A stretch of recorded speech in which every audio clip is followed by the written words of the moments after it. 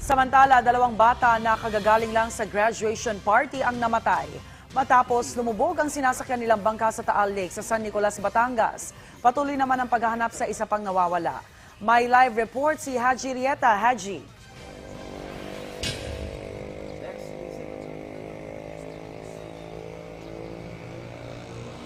Yes, Rhea, malungkot nga balita no, dahil 2 bata nga ang namatay matapos nga malaglag ang sila sa bangkang sinasak nila nang tumaob ito sa barangay nga o sa bayan nga ng San Nicolas sa Batangas itong Sabado ng hapon.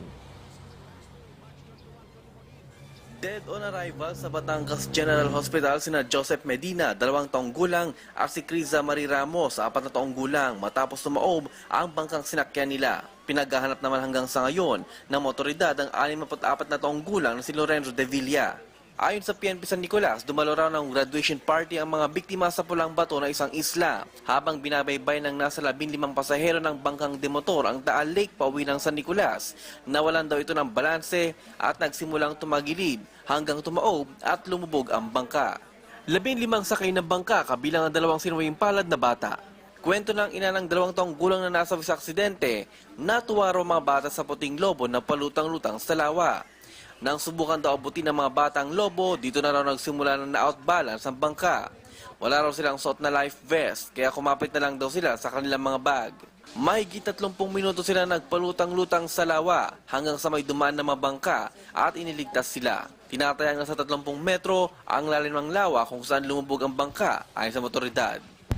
Meron daw pong isang lobo, yung lobo pong balloons na gustong kuhanin ng mga bata na nagpuntahan po sila sa unahan ng bangka. Kaya po yung bangka ay medyo tumagilid at pumasok yung tubig, kaya po lumubog. Sabi po dito na may pulso pa yung anak ko, ang lakas ng pag-asa kung mabubuhay yung anak ko. Kahit nagpi-50-50 na tinatakbo sa ospital, talagang sabi ko mabubuhay ang anak ko dahil malambot na po yung katawan niya eh. Kaya hindi po ako makapaniwala na nawala yung anak ko.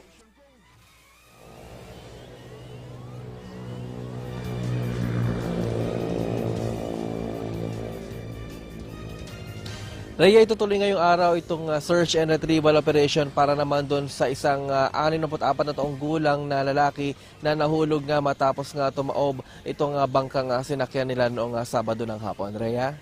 Maraming salamat, Haji Rieta.